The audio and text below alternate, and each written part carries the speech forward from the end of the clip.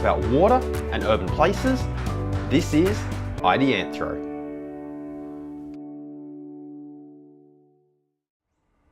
Hey everyone, and welcome back to Ideanthro. I have just spent the past week in New South Wales because last week was the 2018 Stormwater Australia conference. It was a really good conference. And in this episode, I'm going to share with you 7 things that I found interesting. This isn't to say these are the 7 most important things from the conference or the 7 best things, but hopefully there are 7 decent things, and there's certainly 7 things that I found interesting. And it's a good indication that this was a good conference by the fact that I have only cut this list down to 7.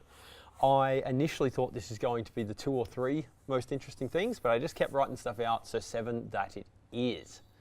I'm also going to, where possible, link you to some more information about these things. So first up, first day of the conference, Brad Dalrymple from WBM gave a presentation about stormwater offsets, or off-site stormwater solutions, if we want to use the Queensland Government's terminology for that. And this was a presentation where Stormwater Queensland had gone and done some work looking into the few councils that have implemented off-site stormwater solution schemes so far to date in the roughly 5 years that that's been possible. Looking into those, what those councils have done, how the money's being spent, what are the results that they're achieving, and auditing them. That was probably an inappropriate term, auditing, but checking out what they're doing, seeing how they stack up by asking them some certain set questions. And Brad had some really interesting findings, which are just surprising in a number of ways because they challenge a few of the conventional norms. So when we talk about off-site stormwater solutions, people are often like, oh, these councils are collecting all this money and doing nothing with it. Turns out that's not true. Certainly not in a couple of cases anyway. There's also, it's a good topic. There were also some things that challenged us. So a bit of a discussion in there from Brad about whether or not the amounts of pollution that are being claimed for offset projects are believable. And that then turns to a discussion about, well, exactly how accurate do we think the model for urban stormwater improvement conceptualization is? That was really good. The good news for you, if you did not get along to Brad's presentation, is that Brad and I sat down for a chat the day after his presentation to talk about the presentation and then got off on a whole interesting tangent of broader, how do we make stormwater work in our cities and our societies?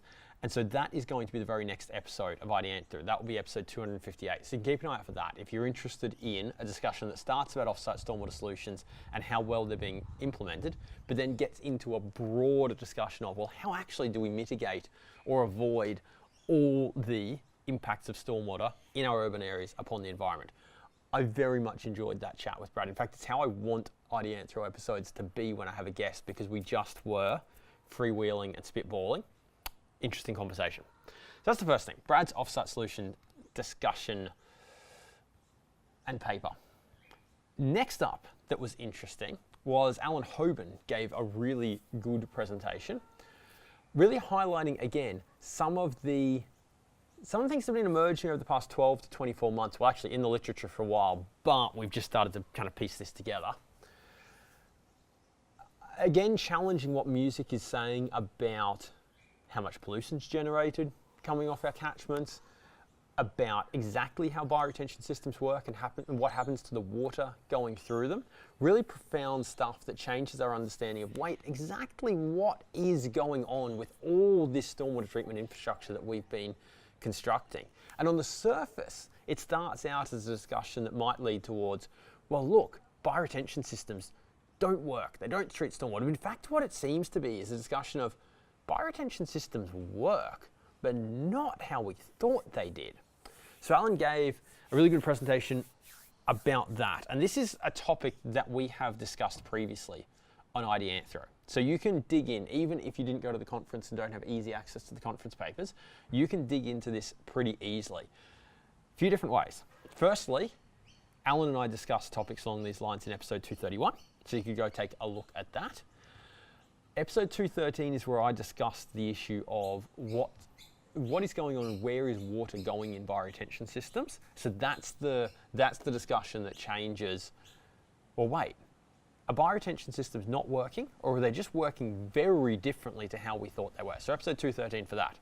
And if you're interested in how recent, last quite a few years, but recent journal articles are questioning the pollutant generation rates in music, then you could take a look at episode 230, where I sat down for chat with Darren Draper and Andy Hornbuckle, who are 2 of 3 authors on a paper, the other one being Terry Lukey, that draw this out.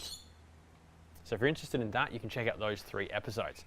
So that was the second thing that I found interesting. The third thing, a shout out to Jonas Larson, who is an ecologist who's just getting into our stormwater field, but he's done some really interesting work about bioretention filter meter, and Jonas and I are going to sit down for a chat very shortly that should become episode 259 of Ideanthro, if we can get our calendars and our schedules right this week.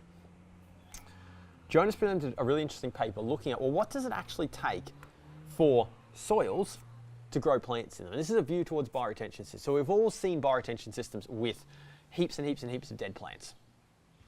Plants that are struggling, plants that are dying, plants that succeeded initially and then died. And so Jonas brings his ecology background and his knowledge of soil science and applies it to the bioretention realm. And one of the really interesting things that he pointed out, and this is something that I have come across, found at the cusp of previously with some research that I've conducted with the help of Griffith University students, is that there appears, well, let me tell you what I found first, and I'll come back to what Jonas has actually dug up. So I felt that I had found, but couldn't prove, but found, that there was a threshold of about 2% organic matter, where bioretention systems with less than 2% organic matter seemed to struggle in terms of sustaining their plants in the long term, and systems with above 2% organic matter had a better chance of the plants doing well. And what Jonas has done is he's just bought soil science research from other disciplines of how and where plants grow in soil. And in fact, it's really well known apparently in these other disciplines that there's a threshold below 2% total soil carbon, which is a little different to soil organic matter, but not that different, and there are ways to convert between the two. At 2% soil carbon, there is a real threshold below which the soils kind of start to degrade. That's probably not the most appropriate word, but let's go with degrade. And that plants have a real hard time in soils with less than 2% total organic carbon. So Jonas' talk was broader than that, but it was really interesting for me because it went, here's a pattern we've sort of been able to spot in bioretention systems, but not quite been sure if it was really there. And now here's this research from other fields that essentially says, yeah, you know what, that probably is there. So nice work for Jonas, and we're going to sit down for a chat, which should become episode 259. Another presentation that I found interesting, we're going to get through these presentations, then we got a couple of things that weren't presentations. Another presentation that I found really fascinating was from Sophia Findlay and Anna Milner. Now, they're from Ku-ring-gai Council, which is in the Greater Sydney region. And their presentation was about community expectations of and interactions with and use of WUSD systems. And they talked about this from a number of different systems, gave a number of different case studies, but the one that stuck out in my mind was a site that the community had started riding bikes to and started building bike jumps in. Now, this sounds awfully familiar to something I spotted just a couple of months ago at Coomera Waters on the Gold Coast, and you can see that in episode 253. But they talked about how they had this site that the community, presumably kids, had been building bike jumps in a bioretention system, and all throughout the system, essentially it ended up devoid of plants. I can't remember whether it was devoid of plants first and then the bike jumps appeared, or whether the bike jumps appeared and the plants were lost that way. It kind of doesn't matter. The point is, they had a system that was completely devoid of plants and had bike jumps emerging in it. And there may have been an initial attempt to kind of revegetate it, and of course then all the plants got killed because people still kind of kept riding their bikes through it and the bike jumps got rebuilt. But the way they are currently trying to solve this problem would fit into this multiple use of open space, in that they're going, you know what, this is a piece of stormwater infrastructure. It needs plants in it if it's going to do its treatment, so we need to revegetate it. And so they've gone, okay, we're going to fence off most of the bioretention system. So you can't ride through most of it. We're going to replant that. But they've left some tracks or some spots where people could still ride through. So they're trying to kind of subtly nudge the community towards a situation where there's some multiple use. You know what, ride your bike there, but leave the plants here. And let's see if we can work in harmony. Now, apparently at the moment, the plants are establishing really nicely, but they're still fenced off and they're just about to be unfenced. So it'll be really interesting to watch what happens once they get unfenced. Now, they were very, very keen to stress that this doesn't mean the bioretention system's formally a bike park. In fact, they're not in any way wanting to deliberately encourage people to ride in there. And this is councils being conservative and so on and so forth. I get it. But also being pragmatic and recognizing the reality of the situation, which is they could replant this thing 1,000,000 times. And if someone wants to ride a bike in there, they will ride over the tube stock. So this is them trying to find a happy medium between public using the space but doing damage and getting the plants in there for treatment. So I thought that was fascinating to see someone doing that and giving that a crack. So I think it's a really mature and well thought out approach to community interaction with a system. So I'd love to see how that plays out in the future. So we've got through a number of different presentations there. Now, where we're up to is one more presentation, in fact. One more presentation. I'd forgotten about this for a second, but it's back with me. This one I absolutely love. This is a presentation about my favourite thing happening in the water-sensitive urban design industry in Australia at the moment. Back in episode 208, I showed you how Blue Mountain City Council has developed the skills within a team to go and turn up on site where a bioretention system needs to be built and turn up there with the rough amount of materials they normally use and to sketch out a design on site. So they've got a concept. We're going to build a bioretention system here, but there's no detail to it. There's no detailed design. And they've skilled up their teams enough that they can turn up on site, as a team, sketch out a design in maybe an hour or so, and then over 1 to 2 days, build the system and get out. And they're doing this super cost effectively. And I loved it. So Jeff and Eric from Blue Mountain City Council gave a great presentation highlighting this. They're both great presenters, to tell you the truth. Gave a great presentation showing this, talking about this, highlighting this. And I just love to hear about it because it shows me that one of the biggest problems, one of the biggest problems confronting our stormwater industry at the moment is that I believe that if we scale this stuff up to citywide scales, it is currently fundamentally too expensive. Now, in the episode the next episode, 258, Brad Dalrymple and I get off the topic of offsets and get onto this discussion a bit. And Brad provides a couple of counter arguments to that. So maybe it doesn't apply in all circumstances, but I reckon I can make a pretty solid argument that in a lot of local government areas, if you scale up current stormwater treatment technologies, they get, if not too expensive, very expensive when applied at the city scale to make meaningful improvements to waterway health. But what I love about the Blue Mountain City Council approach is it says, you know what? Here's a route to dramatically reduce the cost of constructing stormwater treatment systems. And what it is it fits in the mold of deliberate practice. So deliberate practice is a term that comes out of the scientific literature, but effectively it's about how people get very, very, very good at doing anything, whether that's playing the violin or riding a bicycle or sprinting or anything. Slacklining between 2 hang gliders. I saw that on Facebook recently. That was incredible. Anyway, how people get really, really good at anything.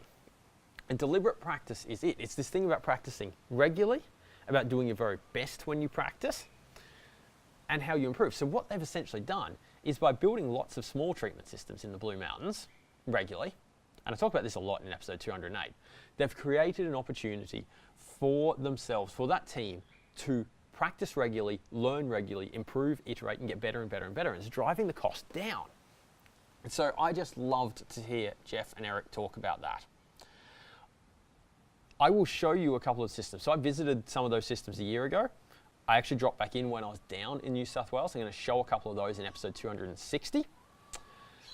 And at some point in the future, I'm very much, fingers crossed, hoping to go and visit Jeff and Eric in the Blue Mountains when they're building one of these systems, actually film their process so we can really document this, because it is, for me, the most exciting thing happening in the stormwater industry at the moment. Up against, it's the most exciting, just truly positive thing. I also love what's happening with the questions that Alan Hoban is raising in his paper. I absolutely love that at the moment as well. But that's an interesting thing, not necessarily a straight. I mean, it's positive because we're making progress and learning, right? But you know what I mean? The Blue Mountain stuff is just such a good news story, and I love it. Now, in describing to you why the Blue Mountain story was so important, I mentioned this issue of stormwater, when applied at the citywide scale, costing a lot. The next thing, which I believe is the sixth thing that I found really fascinating at the conference, was I stumbled into a conversation with Mark Liebman. And Mark reminded me of something. So I got off on that tangent that I was just kind of talking about stormwater treatment's too costly if applied at the city scale, therefore we need to drive costs down. And Mark was like, yep, I get you, that makes logical sense, but there is one other alternative. And Mark and I talked about this in episode 211, which is to stop treating stormwater as a waste and consider it as a resource and find ways to make it profitable and sell it. I'm not going to go into that anymore, but it was a super important thing for me at the conference because it reminded me, yeah, you know what? Thinking down the cost-cutting route is important and makes sense, but it's not the only way. Don't lose sight of the other direction, which is the how can we make it a resource and profit from it while doing environmental and social good at the same time. So if you want more about Mark's thoughts on that, you can conveniently go to episode 211. And so that's 6 things. The final thing, the 7th thing that I found super interesting at the conference. Or no, actually, not interesting. It was interesting, but I put it on this list because it was fun. I hosted a debate at the conference. And so firstly, I'd like to say thank you to everyone who participated in that, which is to say, John Madden for the Productivity Commission, who gave a presentation first, and then our 6 panelists being, so hope I get this right, Lindsay Brown, Jeremy Cheeseman, Maddie Greenley, Ben Peneluric, Emma James, Andy Reese. Whew, I had to go around the tables as I was sitting up there for the debate, for that. But what sticks in so we had a great debate, and I am hoping, this isn't going to be an episode, this is just a video I'm going to try and make available. I hope to share with you in a video in not too long my introduction to that session. I'm not going to share the whole debate with you because it's one of those things. So the debate topic was something along the lines of contemporary stormwater management practices are failing to provide adequate value. Contemporary stormwater management practices are failing to provide adequate value and our decision makers know it. And the 2 teams very graciously agreed to each argue one point of that, but it does mean that everyone had to get up on stage and potentially argue some points in order to try and win this debate that they don't necessarily wholly agree with, or maybe only got to argue part of their thinking on a topic. And of course, the reality is with 6 such great people up on the stage, everyone can see bits of this from both sides. So I'm not going to bring you the whole footage of the debate simply because it's got some people arguing stuff that might not fully represent their views on the topic. But I do want to share with you my introduction to it because I had a lot of fun with it. There was a little bit of physical theatre involved with it. I may have mimed putting someone in a chokehold. Thanks, Jimmy. And yeah, it was good fun. So I want to share that with you. If you're listening to this when it's just come out, keep an eye out. I will release that video soon. Fingers crossed, just have to get a hold of a copy of it. You could, if you want to see that and know about when that's available, you could sign up for the Ideanthro e-news. So you could go to ideanthro.com, scroll down to the bottom, and if you sign up for the e-news, you get these videos appear in your inbox every single week when I post them. And you could, for example, do that, and then that video, when I make it available, will pop up in your inbox. And if you're not listening to this when it's first been released, then just have a look at the Ideanthro YouTube channel. You'll probably find it kicking around there within a few episodes after this. So this episode's 257. It should be up there by the time 260 comes out, something of that nature, which is a couple of weeks from now. So those were the 7 things that I found super interesting from the conference. I really enjoyed it. I actually hadn't put a lot of thought into the conference beforehand, apart from preparing for the debate. I hadn't really had a I'd just been busy, right? Hadn't had a lot of expectations going in. Not like I had low expectations. I just had no expectations because I'd been really busy and hadn't thought about the conference. But I came away, it was a really good conference. And a number of other people said so too. So I enjoyed it. I hope you found that interesting. By all means, chase up the episodes and the links that I've included in here.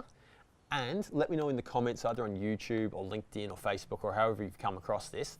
Let me know what you found most interesting or fun or fascinating at the conference.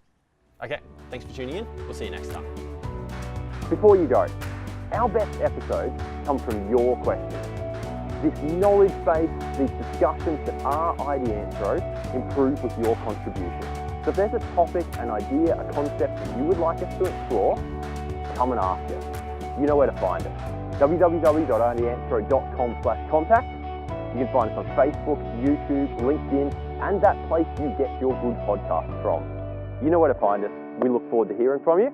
We'll see you soon.